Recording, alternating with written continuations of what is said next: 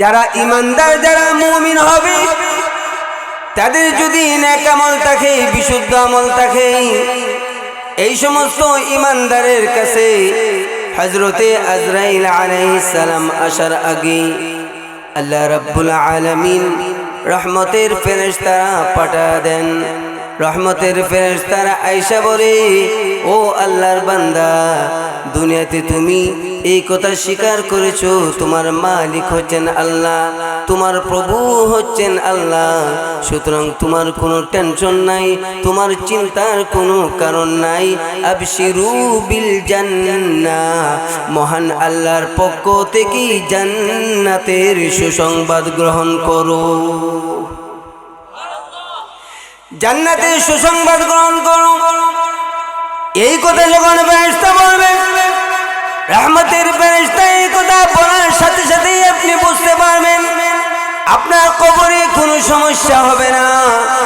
আর যদি গজবের ফেরেশতা এসে বলে, তুমি দুনিয়াতে স্বীকার করেছিলে তোমার রব আল্লাহ, কিন্তু আল্লাহ তোমার রব স্বীকার করার পরেও তুমি নেক আমল করো নাই, শুধু গুনার কাজে লিপ্ত ছিলে, এই কথা যখন ফেরেশতা এসে বলবে, তখনই আপনি বুঝতে পারবেন কবরে গেলে শালডিং ফিটা খাওয়া লাগবে। জোরে বলেন ঠিক কিনা?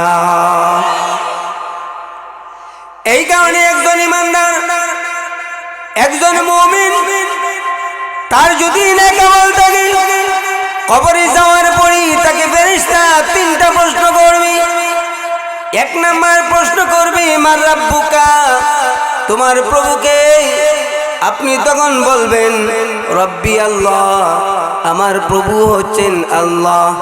দ্বিতীয় নম্বর প্রশ্ন করবে, ওয়ামা দীনুকা, তোমার দিন কি, তোমার ধর্ম কি? আপনি তখন বলবেন, দীনিয়াল ইসলাম, আমার ধর্মের নাম হচ্ছে ইসলাম। এরপরে আমাদের নবীজির চেহারা দেখা বলবে, মা হাজার রাজুল আল্লাযী বুইসা ফীকুম, এই লোকটিকে চিনুনি, যে লোকটিকে তোমাদের কাছে প্রেরণ করা হয়েছিল। আপনি তখন বলবেন, ইনি হচ্ছেন আমাদের নবী মুহাম্মাদুর রাসূলুল্লাহ। জোরে বলেন আল্লাহু আকবার।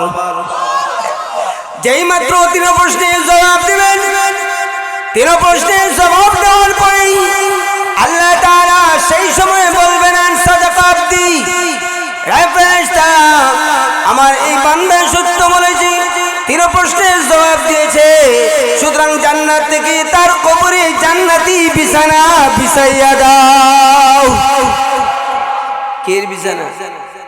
কথা বল, কে? আপনার কবরে জান্নাতের বিছানা চলে আসবে। ফেরেশতা তখন বলবে, নাম কানা উমিল আরুস, তুমি ঘুমায় দেখো, যেমনি ভাবে বাসর করে একজন জামাই ঘুমায়, এমনি ভাবে ঘুমায় থাকো। ইসরাফিলের সিংহায় ফু দিলে ওই সময় আপনার ঘুম ভাঙবে। জোরে বলে সুবহানাল্লাহ। আসেনি আজাব? কথা কোন আছে? আছে। এটা হচ্ছে ইমানদার নেক আমল। ইমানদার আর ইমানদার সারা জীবন চলে গেছে বাটপারি কইরা, কিন্তু তার ঈমান আছে। সে যখন ময়রা কবরে যাবে তার জন্য ফিদা আছে। জোরে জোরে বলেন ঠিক কিনা? আসেনি? কথা বলেন আছে? এই কারণে আমাদের নবীজিকে আল্লাহ তাআলা স্বপ্নের মাধ্যমে কবরের কিছু দৃশ্য দেখাইছেন। কে এর মাধ্যমে? কথা কন, কে এর মাধ্যমে? জোরে বলেন, কে এর মাধ্যমে? স্বপ্ন বুঝেননি? বুঝেন? স্বপ্নে দেখেননি? মাঝে মাঝে দেখছেন না, ওই পাহাড় থেকে ডেক্কাই দেয়া বালাই দে, আসেনি? এক জায়গায় গেছি, গেছেন স্বপ্নে দেখেনি, জীবনেও দেখি, এগুলো স্বপ্নে দেখে না। যে স্বপ্ন দেখে না, ইয়ে মানুষ নেই। হ্যাঁ, স্বপ্ন দেখা লাগবে, স্বপ্ন। কিন্তু নবীজি, নবীদের স্বপ্ন এটা সত্য, এইটা ওহী। সুতরাং নবীজি যে স্বপ্ন দেখছেন সেই স্বপ্নটাও সত্য, স্বপ্নটাও কি সত্য। এই কারণে আমার ভাইরা, কথাগুলো একটু মনোযোগ দিয়ে শুনবেন, কারণ সময় কম। এই অল্প সময়ে কথা বোঝানো অনেক কঠিন। আমার আপনার নবী জনাব মুহাম্মদুর রাসূলুল্লাহ সাল্লাল্লাহু আলাইহি ওয়াসাল্লাম তিনি স্বপ্নে দেখেন তার কাছে দুইজন মানুষ আসছে। নবীজিকে এসে বলল, ইয়া রাসূলুল্লাহ, আপনি আমাদের সাথে চলুন, আমরা আপনাকে কবরের কিছু দৃশ্য দেখাইতে চাই। আমাদের নবী স্বপ্ন যুগে এই দুই সাথীর সাথে চললেন। যেই মাত্র সামনে গেলেন, সামনে যাওয়ার পরই আমার আপনার নবী বিশ্ব নবী তিনি দেখলেন একজন লোক দাঁড়ায় আছে আর আরেকজন লোক শুয়ে আছে। যে লোকটা দাঁড়ানো তার হাতে একটা করাত, এই করাত দিয়া এই লোকটার গলা কাটি, আবার গলা ভালো হয়ে যায়, আবার গলা কাটি, আবার গলা ভালো হয়ে যায়, আবার গলা কাটি, আবার গলা ভালো হয়ে যায়। আমার আপনার নবী তখন বললেন, রে আমার দুই সাথীরা শুনো, এই লোকটিকে এইভাবে কেন শাস্তি দেওয়া হচ্ছে? এই লোকটির গলা কাটা হয়, আবার গলা ভালো হয়ে যায়, আবার কাটা হয়, আবার ভালো হয়ে যায়। এই লোকটিকে এমনি ভাবে কষ্ট দেওয়া হচ্ছে কেন? আমার দুই সাথী বলল, ইয়া রাসূলুল্লাহ, ইয়া হাবিবাল্লাহ, ওগো নবীজি, আর একটু সামনে চলুন, আর একটু সামনে গেলে আরো কিছু দৃশ্য দেখানো হবে। যেই মাত্র আমি আর একটু সামনে গেলাম, আর একটু সামনে গিয়ে দেখি একজন লোক দাঁড়ায় আছে, আর একজন লোক শুয়ে আছে। যে লোকটা দাঁড়ানো তার হাতে বিশাল বড় একটা পাথর, আর যে লোকটা শুয়ে আছে এই লোকটার মাথায় পাথর দ্বারা আঘাত করি এমনি মাথা চূর্ণ বিচূর্ণ হয়ে যায়, আবার মাথার আঘাত মাথা ভালো হয়ে যায়। আবার এই পাথর দ্বারা মাথায় আঘাত করে মাথা চূর্ণ বিচূর্ণ হয়ে যায়, আবার মাথা ভালো হয়ে যায়। আমাদের নবী বিশ্ব নবী রাহমাতুল লিল আলামিন তিনি তখন তার দুই সাথীকে বললেন, ও আমার সাথীরা, এই লোকটিকে এমনি ভাবে কেন শাস্তি দেওয়া হচ্ছে? তার মাথা চূর্ণ বিচূর্ণ হয়ে যায়, আবার মাথা ভালো হয়ে যায়, আবার মাথা চূর্ণ বিচূর্ণ হয়ে যায়, আবার মাথা ভালো হয়ে যায়। আমার দুই সাথীরা তখন বলল, ওগো নবী, আরেকটু সামনে চলুন। আমি যখন আরেকটু সামনে গেলাম, আরেকটু সামনে গিয়ে দেখি একজন লোক রক্তের নদীতে হাবুডুবু খাইতেছি, সে তীরে উঠতে চায়, আর একজন মানুষ দাঁড়ায় আছে পাথর নিয়া। যেই মাত্র তীরে উঠতে চায়, ওই লোকটি পাথর দ্বারা আঘাত করি, পাথর দ্বারা আঘাত করার কারণে আর ওই দিক দিয়া তীরে উঠতে পারে না। সেই লোকটি আবার এই তীরে উঠতে যায়, এই লোকটি আবার চলে আসে, আবার পাথর দ্বারা আঘাত করে আবার রক্তের নদীর মাঝে চলে যায়, কোনো তীরেই উঠতে পারে না।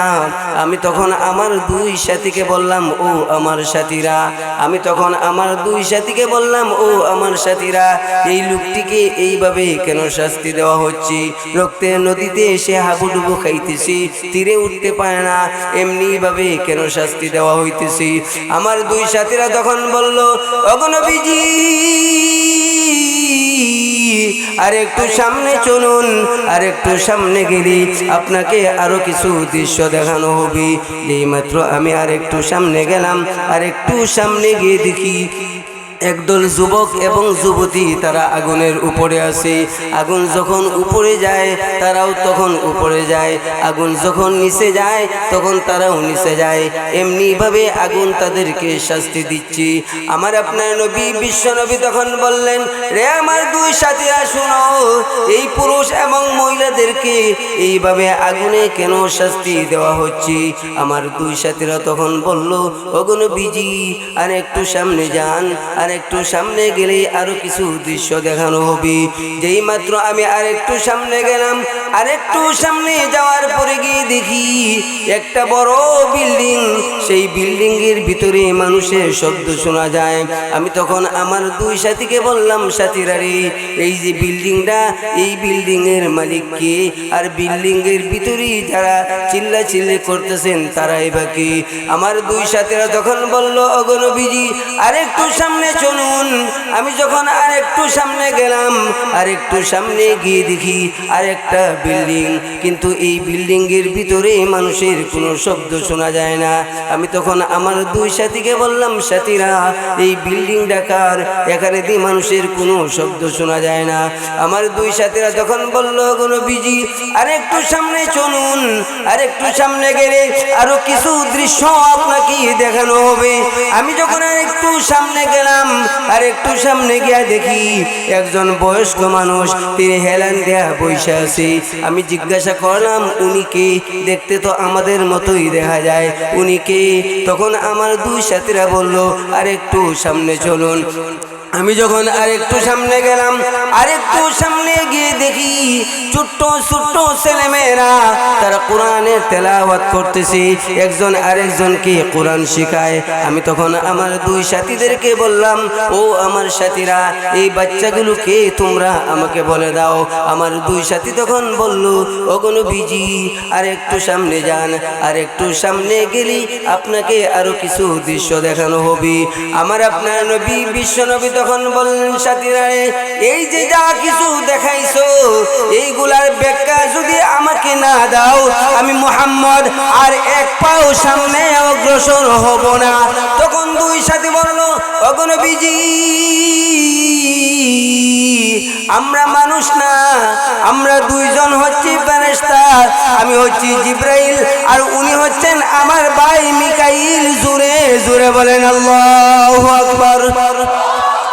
হযরত জিবরাইল বললেন, ইয়া রাসূলুল্লাহ, ইয়া হাবিবাল্লাহ, এই যে কবরের দৃশ্যগুলো দেখাইলাম, এই দৃশ্যগুলো হচ্ছে কবরের ভিতরে মানুষদেরকে শাস্তি দেওয়া হইতেছে।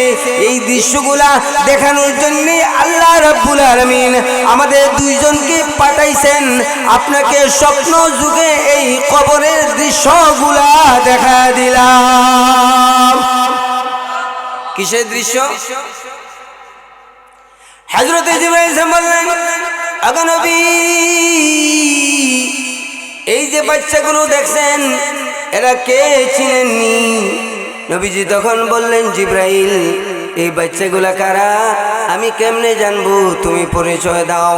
হযরত জিবরাইল ইসলাম তখন বললেন, ইয়া রাসূলুল্লাহ, ইয়া হাবিবাল্লাহ, এই সমস্ত বাচ্চারা হচ্ছে পৃথিবীর ওই সমস্ত বাচ্চারা যারা সাবালক হওয়ার আগে আগেই মারা যায়। মা বাবা তাদেরকে কবরে দাফন করে ঠিকই, কিন্তু মহান আল্লাহ এই সমস্ত বাচ্চাদেরকে জান্নাতের এই জায়গায় নিয়ে আসে। এই কারণে আমাদের সমাজে অনেকেরই ছেলে মেয়ে মারা যায় না। কথা যায় না? সাবালক হওয়ার আগে 1 মাস 2 মাস 5 বছর 6 বছরে মারা যায় না? মারা যায়। কাফিরদের, হিন্দুদেরও মারা যায়।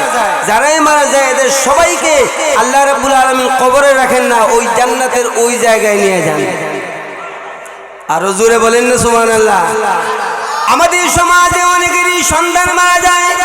সন্তান মারা গেলে এমন কথা বলে, শুধু তুমি আমারটারই দেখছিলে। কারে গাল দে? কারে? কই বাড়ি একবার একেবারে গড়ে গুনা পড়াই রইছে, ওইটা দেখো না, খালি আমারটারে পাইছো। কথা কয় না। আমার তো বাপ উঠতেছে না আপনাদের অবস্থার জ্বালা। জোরে বলেন ঠিক নি? আমাদের সমাজে এমন মহিলা আছে আল্লাহর গালি পর্যন্ত দেয়, অথচ এই সন্তান মারা যাওয়ার পরে আপনার লাভ, আপনার কি লাভ হবে? এই সন্তান আপনারে বুল্লা গেছে, আপনি এই সন্তানরে বুল্লা যান নাই। এই সন্তান হাসরের ময়দানে কেমন লাভ হবে আপনার? হাসরের ময়দানে আল্লাহ বলবেন, রে বান্দা, দুনিয়াতে তোর মা বাবা ছিল, তোর মনে আসেনি? এখন ভয় মনে আছে। সুতরাং যা, তোর মা বাবারে খুঁজা আমার তৈরি জান্নাতের ভিতরে লইয়া যা। লাভ না লস? হযরত জিবরাইল বললেন, ইয়া রাসূলুল্লাহ, এই সমস্ত বাচ্চারা হচ্ছে ওই বাচ্চারাই যারা সাবালক হওয়ার আগে আগেই মারা গিয়েছিল। সুতরাং এই সমস্ত বাচ্চারা এই জায়গায় কোরআনের তেলাওয়াত করে। জোরে বলেন সুবহানাল্লাহ। হযরত জিবরাইল বললেন, ইয়া রাসূলুল্লাহ, ওই যে দেখছেন না একজন বৃদ্ধ লোক বসা, এই বৃদ্ধ লোককে আপনি চিনেননি? নবীজি তখন বললেন, জিবরাইল, কেমনে চিনবো? তুমি তার পরিচয় আমাকে দেয়া দাও। হযরত জিবরাইল আলাইহিস সালাম বললেন, উনি হচ্ছেন আপনাদের পিতা হযরত ইব্রাহিম আলাইহিস সালাম। হযরত জিবরাইল আলাইহিস সালাম বললেন, ইয়া রাসূলুল্লাহ, ইয়া হাবিবাল্লাহ, আগো নবীজি,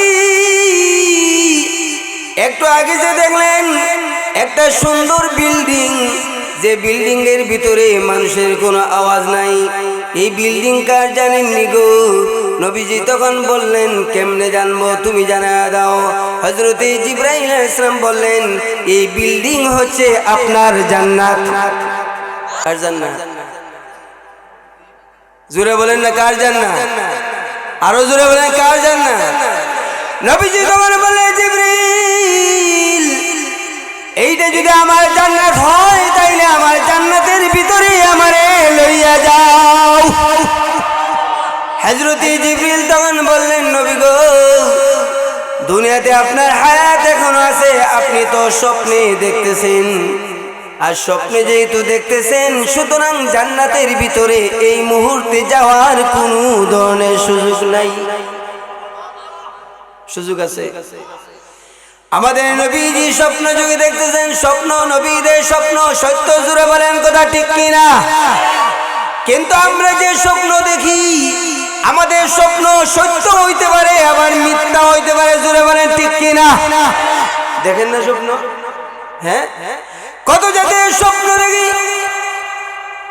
স্বপ্নের অভাব নেই। সকালবেলা ঘুম থেকে উঠিয়া জামাই বউরে গয়ে, বউ কমলা দেও। কি দেও? কি দেও? কমলা চিনেননি? বউরে গয়ে কমলা দেও। বউ কয় কেমনে কমলা দিতাম, বাজার থেকে তো আনেন নাই। কয় দেও। কয় কমলা নাই। কয় দেওয়া লাগবই। বউ কয় বাজার থেকে আনছেন না তো কমলা দিমু কেমনে? কমলা দিমু কেমনে? তখন জামাই কই রাত্রিবেলা স্বপ্নে দেখছি তুই আমারে কমলা খাওয়াইছস, কমলা দেওয়া লাগবই। এখন কমলা নাই, বেচারি কই থেকে কমলা দিব? এখন বেচারি ফিটাইতে ফিটাইতে আদামর, ফিটাইতে ফিটাইতে কি এখন বউ আসিন জন্মের সালা, বউ আসিন কি কই জামার গড় করতাম না, জামার ভাত খাইতাম না। কিছুদিন পরে বউ কয় স্বামী, কই কি হইছে? আমার 3 তালাক দে। কয় তালাক দে? কথা কয় কয় তালাক? 3 তালাক দিলে বউটাকে হুজুরের কাছে না, হুজুর দোয়াটা তওবা টওবা করাই দেন, হইব? আছে না? তওবা টওবা করাই দেন, কাজী সাহেবের কাছে গিয়া 1000 টাকা দিয়া বিয়াইটা শুদ্ধ করে লই আইও। অথচ তালাক কইছে কয়টা? তাকেনি। এখন বউ কয় স্বামী আমারে ছাইরা দেন, আমারে 3 তালাক দেন। তখন জিগায় কেল্লাই, গত রাত্রে স্বপ্নে দেখছি আপনি আমারে 3 তালাক দিছেন। কয় তালাক দিছেন? এখন স্বামী কই স্বপ্নে দেখলেই তালাক দেওয়া যায় না। এ বউ তুই আমার জান, তুই আমার প্রাণ, তুই আমার বদনা, তুই আমার লুডা। এখন স্ত্রী কয় আমার স্বপ্ন এটা স্বপ্ন না, তোমার স্বপ্ন এটা স্বপ্ন। তুমি স্বপ্নে দেখছো ওই যে মনে আসেনি কমলা? কই না না না, এরকম আর কইতাম না জীবনেও, জীবনেও। স্বপ্ন সবসময় সত্য হয়। এই কারণে আমার বানো হযরতে জিবরাইল সাল্লাল্লাহু বললেন ইয়া রাসূলুল্লাহ ইয়া হাবিবাল্লাহ, ওগো নবীজি এইটা স্বপ্নে দেখতেছেন, দুনিয়াতে আপনার হায়াত এখনো আছে, হায়াত শেষ হওয়ার পরেই হাসরের ময়দান থেকেই আপনি আপনার জান্নাতের ভিতরে যাইতে পারবেন। ওগো নবীজি ওই যে একটা বিল্ডিং দেখছিলেন, সুন্দর একটা বড় বিল্ডিং, যে বিল্ডিং এর ভিতরে মানুষের শব্দ শোনা যায়, এই বিল্ডিং কার জানেননি? আমাদের নবীজি তখন বললেন কেমনে জানবো? ও জিবরাইল তুমি জানায় দাও এই বিল্ডিং এর মালিককে এবং বিল্ডিং এর ভিতরে মানুষের আওয়াজ কেমনে শোনা যায়। হযরতে জিবরাইল তখন বললেন ওগো নবীজি এই বিল্ডিং হচ্ছে আপনার উম্মতের জান্নাত। না সুবহানাল্লাহ, আরো আস্তে আস্তে আরো জোরে কইতে পারেন না সুবহানাল্লাহ? ওগো নবী এই বিল্ডিং হচ্ছে আপনার উম্মতের জান্নাত, জোরে জোরে বলেন সুবহানাল্লাহ। আমার আপনার নবী বিশ্ব নবী রাহমাতুল লিল আলামিন বলেন ও জিবরাইল এইটা যদি আমার উম্মতের জান্নাত হয় তাইলে আমার উম্মতের জান্নাত একটু দেখার সুযোগ করে দাও। হযরত জিবরাইল আলাইহিস সালাম আমার আপনার নবী রে নিয়ে আসলেন, আয়েশা বললেন ওগো নবীজি এই জায়গায় না সব এই জায়গায় আপনি দেখেছিলেন একদল যুবক এবং যুবতী, একদল পুরুষ এবং নারী, তাদেরকে আগুন একেবারে উলঙ্গ অবস্থায় তারা আগুনের মুখে, আগুন নিচে গেলেই তারাও নিচে যায়, আগুন যদি উপরে উঠে তারাও তখন আগুনের সাথে উপরে উঠে। ওগো নবীজি জানেন নি এরা কারা? আমার আপনার নবী তখন বললেন কেমনে জানবো, তুমি জানায় দাও। হযরত জিবরাইল আলাইহিস সালাম তখন বললেন এই সমস্ত নারী এবং পুরুষেরা হচ্ছে তারাই যারা দুনিয়াতে জিনার কাজে লিপ্ত ছিল, জিনা করার পরে তারা আল্লাহর কাছে তওবা করে নাই, তারা সেই জন্য মাফ চায় নাই, অপরাধ স্বীকার করে নাই। এই কারণে আল্লাহ রাব্বুল আলামিন কিয়ামতের আগ পর্যন্ত তাদেরকে তাদের কবরে জাহান্নামের আগুন দিয়া জ্বালাইতেই থাকবেন। জোরে বলেন নাউজুবিল্লাহ। হযরত জিবরাইল আলাইহিস সালাম আমার আপনার নবীজিকে নিয়ে গেলেন আর বললেন ইয়া রাসূলুল্লাহ এই জায়গায় দেখছিলেন না একজন লোক রক্তে নদীতে হাবুডুবু খায়, তীরে উঠতে চায়, একজন লোক পাথর দ্বারা আঘাত করে এই কারণে তীরে উঠতে পারে না, আবার ওই দিক দিয়ে উঠতে চায়, এই লোকটি আবার ওই দিকে চলে যায়। এই লোকটি পাথর দ্বারা তার আঘাত করে, উনি মানুষ নয়, উনি হচ্ছে কবরে আযাবের ফেরেশতা। আর এই লোকটি যে লোকটি রক্তের নদীতে হাবুডুবু খাইতেছে এই লোকটিকে চিনেননি? আমার আপনার নবী তখন বললেন চিনিয়ে দাও। এই এই এই বউ বেটা বক্তা বুঝছ না? হ্যাঁ বহ দেখছি না। হযরত জিবরাইল আলাইহিস সালাম বললেন ইয়া রাসূলুল্লাহ ইয়া হাবিবাল্লাহ, ওগো নবীজি যে লোকটি রক্তের নদীতে হাবুডুবু খায় এই লোকটিকে চিনেননি? নবীজি তখন বললেন জিবরাইল কেমনে চিনবো, তুমি আমাকে চেনা দাও। হযরত জিবরাইল আলাইহিস সালাম তখন বললেন এই লোকটি হচ্ছে পৃথিবীর সুদখোর। না নাউজুবিল্লাহ, সকালে আপনাদের কন্ডিশন আমি বুঝতে পারলাইছি, আগামী বছর আইলে ওই আসার পরে ওয়াজ লইতে বুঝি গেছি, এত রাত্রে ওয়াজ করলে হইতো না। নাউজুবিল্লাহ বলেন, আরো জোরে বলেন নাউজুবিল্লাহ, মুখটারে খুললে বলেন নাউজুবিল্লাহ, দুই হাতে উপরে উঠাইয়া বলেন নাউজুবিল্লাহ। ওই তো স্পিড আইছে, মারহাবা বলেন, আরো জোরে বলেন মারহাবা। হযরত জিবরাইল আলাইহিস সালাম বললেন ওগো নবীজি এই লোকটি হচ্ছে পৃথিবীর সুদখোর মানুষ। কি মানুষ? সারা জীবন পৃথিবীতে সুদ খাইয়া যত সম্পদ বানাইছে তার সব সম্পদ রে আল্লাহ রক্ত বানায়া তার কবরে পৌঁছায় দিছেন। কিয়ামতের আগ পর্যন্ত রক্ত খাইবে, তীরে উঠতে পারবে না। কবরে দেখছেন সুদ খায়েন, সুদ খান না? হ্যাঁ খায় বলে, হ্যাঁ বলে খায়। দূর বেটা তুই সুদ করতে খাইতি ট্যাবলেট, হে বলে সুদ খায় দেখছেন না? মুরব্বীরা যারা খায় হেরা কয় না, হ্যাঁ কয়, অথচ এর পকেটে গিয়ে দেন 10টা টাকাও নেই, ঠিক কি না? হ্যাঁ হ্যাঁ কয় সুদ খায়। আচ্ছা যাই হোক, খায় না মানে হ্যাঁ মানুষের উদাহরণ দিতেছে। হযরত জিবরাইল আলাইহিস সালাম এরপরে আমার আপনার নবী বিশ্ব নবী রাহমাতুল লিল আলামিন কে নিয়ে আসলেন আর বললেন ওগো নবীজি কিছুক্ষণ আগে আপনি দেখলেন এই জায়গায় একজন লোকের মাথায় পাথর দ্বারা আঘাত করা হয়, মাথা চূর্ণ বিচূর্ণ হয়ে যায়, আবার মাথা ভালো হয়ে যায়, আবার পাথর দ্বারা আঘাত করলে মাথা চূর্ণ বিচূর্ণ হয়ে যায়। যে লোকটির মাথা চূর্ণ বিচূর্ণ হয় এই লোকটিকে আপনি চিনেননি? আমার আপনার নবী তখন বললেন জিবরাইল কেমনে চিনবো, তুমি আমাকে চিনা দাও। হযরত জিবরাইল আলাইহিস সালাম তখন বললেন ইয়া রাসূলুল্লাহ এই লোকটি ছিল পৃথিবীতে তার বুদ্ধি ছিল বেশি, সে তার বুদ্ধি ইসলামের বিরুদ্ধে তার বুদ্ধি খাটাইছে, আল্লাহর বিরুদ্ধে তার বুদ্ধি খাটাইছে, ধর্মের বিরুদ্ধে তার বুদ্ধি খাটাইছে। এই কারণে তার বুদ্ধিকে শাস্তি দেওয়ার জন্যই একজন ফেরেশতা আল্লাহ নিয়োগ দিয়েছেন। কিয়ামতের আগ পর্যন্ত তাকে তার কবরে এইভাবে শাস্তি দেওয়া হবে। জোরে বলেন নাউজুবিল্লাহ। এরপরে আমার ভাইরাম হযরত জিবরাইল ইসলাম আমার আপনার নবীকে নিয়ে আসলেন আর একটু সামনে, আর এসে বললেন, ওগো নবীজি, এই জায়গায় দেখছিলেন না একজন লোকের হাতে একটা করাত, আর একটা লোক শুয়ে আছে, যে লোকটা শুয়ে আছে তার গলা কাটে আবার গলা ভালো হয়ে যায়, আবার গলা কাটে আবার গলা ভালো হয়ে যায়, এমনি ভাবে তারে শাস্তি দেওয়া হচ্ছে। যে লোকটিকে এমনি ভাবে শাস্তি দেওয়া হচ্ছে, এই লোকটিকে আপনি চিনেননি। আমার আপনার নবী তখন বললেন, জিবরাইল, কেমনে চিনবো, তুমি চিনা দাও।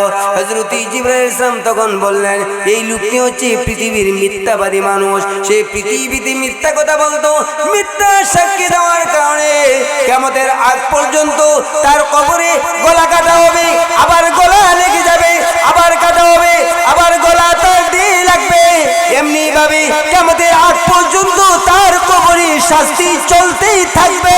জোরে বলেন নাউজুবিল্লাহ। এই যে কবরের দৃশ্যগুলা, কবরের আযাবের যে হাকিকত, এইগুলা নবীজি বাস্তবে না স্বপ্নে? কথা বলেন, আরো জোরে বলেন না। তো নবীর স্বপ্ন এটা সত্য না মিথ্যা? আমাদের স্বপ্ন একবার মিথ্যা হয়, কিন্তু নবীর স্বপ্ন কি হয় না? মিথ্যা হয় না। নবীজিকে আল্লাহ তাআলা হযরতে জিবরাইল এবং মিকাইলের মাধ্যমে কবরের দৃশ্যে, কবরে যে আযাব হচ্ছে এই দৃশ্যগুলা দেখায় দিয়েছেন। আচ্ছা বলেন তো ভাই, ঈমানের পরে যদি আমরা গুনার কাজে লিপ্ত হই, তাইলে কবরে আমাদের জন্য এইভাবে শাস্তি অপেক্ষা করতেছে কি করতেছে না? আরো জোরে বলেন, করছে কি করছে না? এই কারণে আমাদের ঈমান আছে। আমাদের কি আছে? কথা কয় না মুসলমান, আমাদের কি আছে? কজর নামাজ। আমি তো তাবলিগ জিকির করি, কজর নামাজ না পড়ে কি হইছে? আমার ঈমান বড় শক্ত আসেনি? কথা কয় না আছে? রোজা না রাখলে কি হইছে? আমার ঈমান ঠিক আছে, তার বলে ঈমান ঠিক আছে। নামাজ নাই, রোজা নাই, কি এর ঈমান থাকতে? ধীরে ধীরে ঈমান একেবারে জিরো টলারেন্সে চলে যাব। জিরো নাই, ঠিক কি না? দুনিয়াতে আপনি এমন কাজ করলেন, এমন কথা বললেন, যে কাজ এবং কথা বলার কারণে আপনার ঈমান চলে গেছিল, আপনি টেরই পান না। আপনি যখন হাসরের ময়দানে উঠবেন, হাসরের ময়দানে উঠার পরে আপনি দেখবেন আপনার আমল নামায় গুনাহ আছে, কিন্তু নেক আমল একটাও নেই। নেক আমল আপনি তখন বলবেন, আমি তো দুনিয়াতে কত আমল করছিলাম, মাঝে মাঝে নামাজ পড়ছি, মাঝে মাঝে রোজা রাখছিলাম, এই সবগুলা গেল কই? ফেরেশতা তখন বলবে, কেমনে নাই জানুনি? শুধু গুনাহ গুনাহ লেখা কেন জানুনি? কারণ হচ্ছে দুনিয়াতে তুমি এমন কথা বলছিলে, যে কথা বলার কারণে তোমার ঈমান নষ্ট হয়ে গিয়েছিল। এই কারণে ঈমান নাই, নেক আমলের কোনো দাম নাই। জোরে বলেন ঠিক কিনা? ঈমান নাই, কথা বলেন, ঈমান নাই, নেক আমলের কোনো দাম নাই। ঈমান নাই, কথা বলেন, ঈমান নাই, নেক আমলের কোনো দাম নাই। শুধু আমল নামায় গুনাহ লেখা থাকবো। কি লেখা থাকবো? এই কারণে আমার আপনার নবী জনাবে মুহাম্মদুর রাসূলুল্লাহ, সবাই চিল্লা বলেন সাল্লাল্লাহু আলাইহি সাল্লাম। আমাদের নবী, তিনি হচ্ছেন সর্বশেষ নবী। কি নবী? কথা বলেন না কেন? কি নবী? আমাদের নবীর পরে কোনো নবী নাই। দেখছেন না স্লোগান দেয়, নবীর পরে নবী নাই, সংসদে মা। আপনারা কোন জগতে আছেন? নবীর পরে নবী নাই, সংসদে। আমাদের নবীর পরে কোন নবী আছে? এখন যদি আপনারা কেউ এসে বুঝায় যে মুহাম্মদের পরে মির্জা গোলাম আহমদ কাদিয়ানী তিনি আখিরি জমানার নবী, আর আপনি যদি এই কথা বিশ্বাস করেন, আপনার ঈমান থাকবো নি? কথা কয় না, থাকবো? তাহলে ঈমান আছে, নামাজ পড়ে লাভ, রোজা রেখে লাভ আছে, আসরের মধ্যে খালি আমল নামায় গুনাহ থাকবো আর কিছু। অথচ আল্লাহ রাব্বুল আলামিন পবিত্র কুরআনুল কারীমের আয়াতের মাধ্যমে প্রমাণ করেছেন যে মুহাম্মদ তিনি হচ্ছেন সর্বশেষ নবী। নবীজি হাদিসের মাধ্যমে প্রমাণ করছেন মুহাম্মদই হচ্ছেন সর্বশেষ নবী, মুহাম্মদের পরে কোনো নবী নাই। সুতরাং এই কথা যারা বিশ্বাস করবে তারা ঈমানদার আশিক রাসূল, যারা বিশ্বাস করবে না তারা ঈমানদার হইতে পারে না।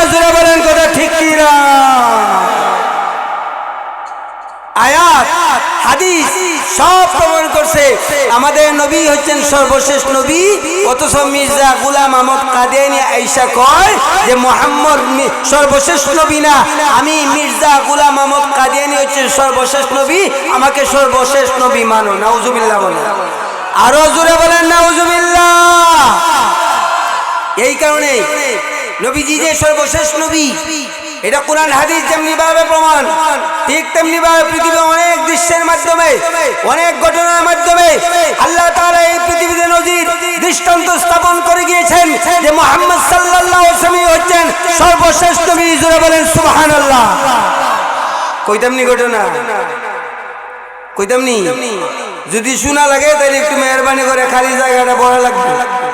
আমি কইলাম না আমি ঘুমাই ঘুমাই ওয়াজ করে নেব না, একটু সামনে আইন আইন আইন। জীবনে বলে পাইছেন তো ওই কারণে বুঝে না, একটু সামনে আইন।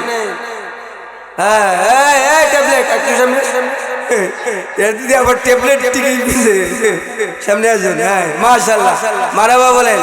বাবা বসো বসো। এই কারণে আমার ভাইরা এত সময় আসছেন, এখন দিলটাকে একটু নরম করে দেন। আমার আপনার নবী জনাবে মুহাম্মদুর রাসূলুল্লাহ, তিনি হচ্ছেন সর্বশেষ নবী। আমাদের নবীর পরে আর কোনো নবী নাই। এই কথা যারা বিশ্বাস করবে মানবে তারাই ঈমানদার, আর যারা বিশ্বাস করবে না তারা কাফের হয়ে যাবে। জোরে বলেন ঠিক কিনা?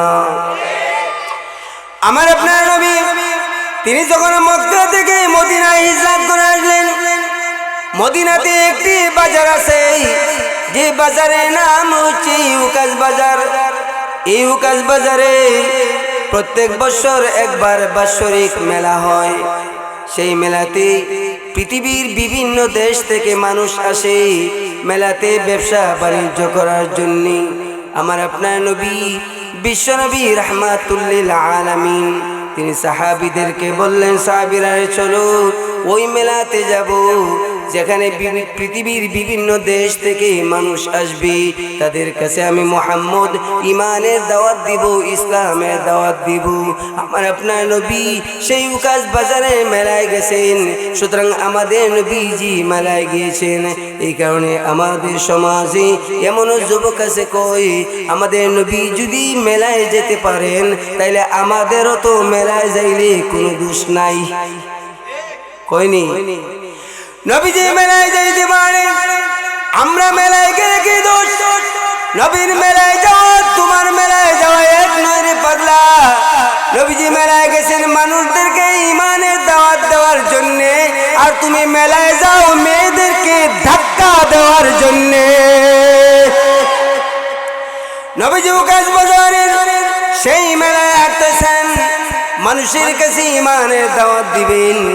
হঠাৎ নবীজি তাকায় দেখে একজন ইহুদি, তার হাতে একটা বস্তা, সেই বস্তার ভিতর থেকে কি যেন একটা লাফাইতেছে। আমাদের নবী ইহুদিকে বললেন, ইহুদি রে তোমার বস্তার ভিতরে কি? ইহুদি তখন বলল, মুহাম্মদ আমার বস্তার ভিতরে একটা গুইসাপ আছে। আমার আপনার নবী তখন বললেন, ইহুদি রে গুইসাপটা দেখা দাও। আমি মুহাম্মদ জীবনেও কোনোদিন গুইসাপ দেখি নাই। এবার ইহুদি বলল, মুহাম্মদ আমরা তোমাকে আখিরি জমানার নবী মানি না, আমরা তোমাকে সর্বশেষ নবী মানি না, সুতরাং তোমাকে গুইসাপটাও দেখাবো না।